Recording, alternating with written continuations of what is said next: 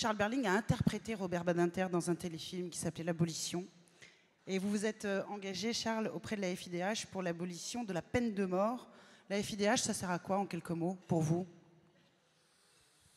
Oh là là, je pense que malheureusement, par les temps qui deviennent de plus en plus difficiles, on va avoir de plus en plus besoin de la FIDH. Je pense que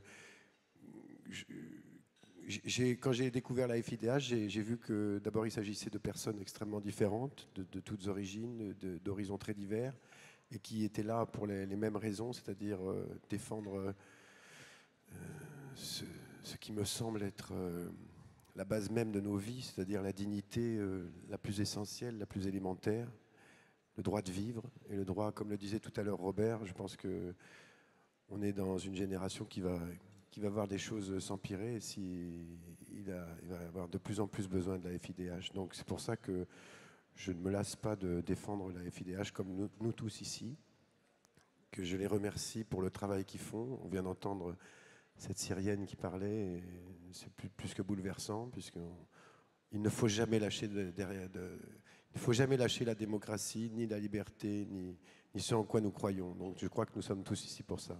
Bonsoir Agnès Jaoui. Qu'est-ce qui vous fait vous engager comme ça autant? Mon égoïsme.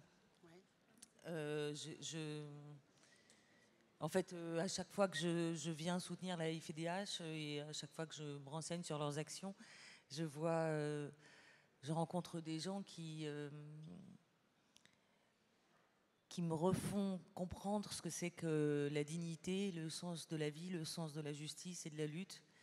Moi, je ne suis rien que quelqu'un qui un tout petit peu connu, donc si ça peut aider à faire connaître l'association. Mais par contre, je vois des gens qui font un travail incroyable et vraiment qui me redonnent foi en l'être humain. Donc, je les remercie. Et je vais interroger Isabelle Autissier, qui est ambassadrice de la FIDH depuis 15 ans et qui, bien sûr, préside le WWF France. Vous savez mieux que personne que le climat, ça engendre des inégalités monstrueuses et farouches. Oui, pour moi, c'est une soirée exceptionnelle pour moi, puisque évidemment, je hante le Bourget pratiquement jour et nuit depuis 10 jours. C'est pas fini, c'est pas gagné, c'est compliqué. Et tout ça, pourquoi? Parce que les gens veulent juste respirer de l'air. Ils veulent juste pouvoir boire de l'eau. Ils veulent juste pouvoir planter des graines qui ne sont pas appropriées par un certain nombre de gens. Ils veulent juste que ces graines puissent pousser, donner des fruits et nourrir leur famille. Et je crois que ça, c'est vraiment aussi les droits fondamentaux de la personne humaine, que de pouvoir vivre dignement. Et ces atteintes à l'environnement, ça a été extrêmement bien dit par ce petit film, ce sont évidemment des atteintes aux droits de l'homme les plus élémentaires, les plus indispensables. Or, effectivement, la question du CO2, mais pas que, c'est aussi la question de la pollution, c'est aussi la question de l'accaparement, c'est aussi un certain nombre de questions. Elles sont pas des questions d'écolo. En fait, c'est pas du tout une histoire d'écolo. C'est juste une histoire de gens normaux qui veulent vivre normalement. Et voilà. Et je crois que c'est pour ça que ce combat, pour moi, il est indissociable du combat des droits de l'homme, et que finalement, FIDH ou WWF ou d'autres organisations d'ailleurs, je pense que ça a le même sens au fond, c'est de pouvoir vivre en paix, parce qu'on sait aussi que les atteintes à l'environnement qui risquent de se traduire par des grandes crises, des famines, des crises sociales, des crises politiques, peuvent un jour aussi aboutir à la guerre, en tout cas à des conflits. On ne sait pas quoi faire de quelques dizaines de milliers de malheureux réfugiés de guerre syriens, et on sait que la montée du niveau des eaux va peut-être amener des centaines de millions de personnes à bouger. Donc voilà, donc je crois que tous ces problèmes sont sur la table. On se bat pour que la sortie de cette COP21 soit le mieux possible. C'est pas complètement gagné encore.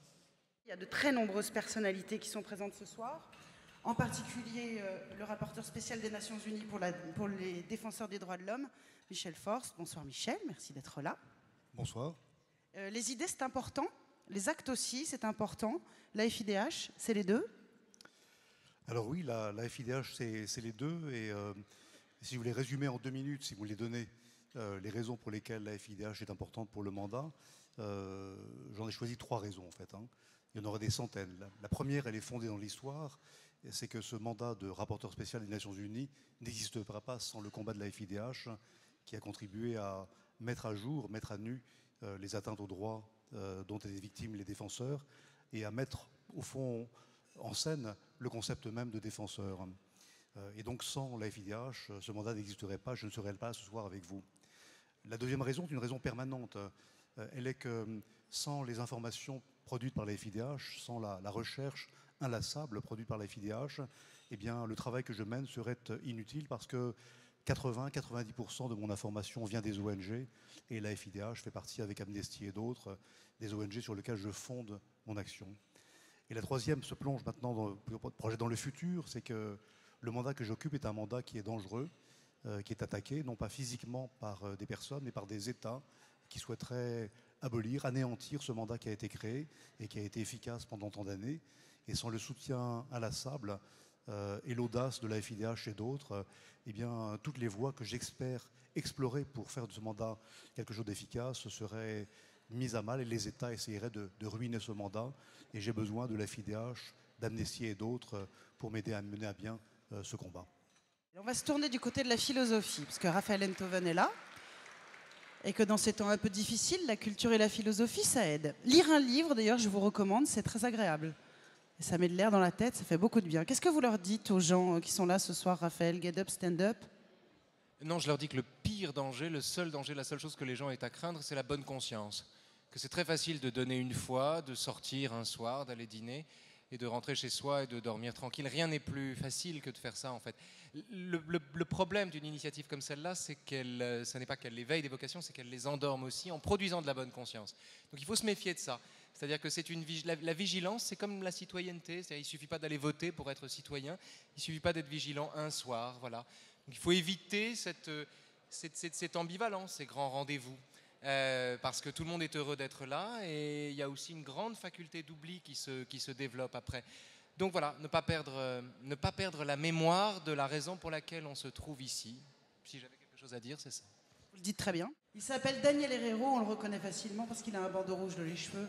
Il s'y connaît en cadrage débordement. Et mon cher Daniel, il ne va pas falloir nous la faire à l'envers. Il y a encore du boulot. Il va falloir nous donner une bonne raison de faire un chèque ce soir. Une bonne raison, mon cher Daniel. J'allais dire, je vous salue humblement et je me sens honoré d'une assistance à ce point élevé sur le plan moral, sur le plan humain, sur le plan du respect des hommes et sur le plan du bonheur de se développer sur cette terre avec liberté et enthousiasme. Mais très sincèrement, sur la question de la señorita, qui est comment on peut aider la FIDH, franchement, ça m'engage l'idée que je me sens militant de la cause du courage et militant de ceux qui militent ici, dans cette maison, la FIDH. Je me sens militant de l'idée d'aller défendre les droits. Ici, nous sommes nombreux, pour ne pas dire tous, philosophes, citoyens ordinaires, enfants des terres du monde. Mais pour ce qui me concerne, mon militantisme, il va vers ceux qui osent, ceux qui font des choses que les autres ne font pas, ceux qui se mettent devant avec l'idée sans doute que le match est difficile, que le match est complexe, que le match est raide, que le match est mortifère. Ceux qui délèguent nos courages, tu vois, ceux qui délèguent nos courages, ceux qui ne se rassurent pas la conscience, évidemment en filant un chèque, mais ceux qui vont devant. Je les aime d'amour et ceux-là, collègues, l'affaire est dure pour eux. Ceux-là, ceux de la FIDH, nous les savons tous et nous l'avons vanté, hein, on les sait humbles et on les sait courageux. Et ces deux valeurs, quand même, elles sont sublimes et suprêmes. Elles sont sublimes et suprêmes. Nous sommes nombreux, moi j'en fais partie et des fois ça m'irrite à souhaiter un jour pouvoir leur ressembler. Mon courage qui s'exprime dans différentes situations de vie et peut-être dans d'autres domaines, en l'occurrence l'aventure sportive, tu vois, ou celle de l'éducation. Non, mais j'ai trop d'estime pour le militant et le combattant. Quelque part dans militant, il y a militaire, ça irriterait d'aucuns d'entre nous. Hein. Mais ces gens-là, ceux de la FIDH, ceux qui se dépoitraillent, qui franchement pour pas grand-chose, aucun ne vit dans le luxe et aucun n'est redondant dans l'abondance. Tous ont fait de l'humilité leur mode de vie et du courage leur chemin moral. Oh, les collègues, ça tient. Hein. Ça tient. Après, sur les routes du monde, il faut être pugnace, parce que quand tu défends le droit, c'est pas toi que je veux le dire, qui que tu sois, le droit est lent, le droit est raide, le droit exige la récurrence, sous-tend la pugnacité et la coriacité. De fait, donc ça occupe le terrain au quotidien, et jamais ici gloire ne leur retombe dessus. Il faut qu'on vienne de temps en temps dans ces ordres de la République pour leur dire quand même ce que vous faites, les collègues, ça tient.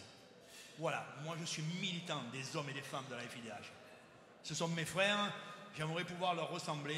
J'aime de temps en temps leur dire, j'ai plus beaucoup encore d'énergie à combattre les vilainies du monde, mais si vous le faites à ma place, putain, je vous aime. Voilà.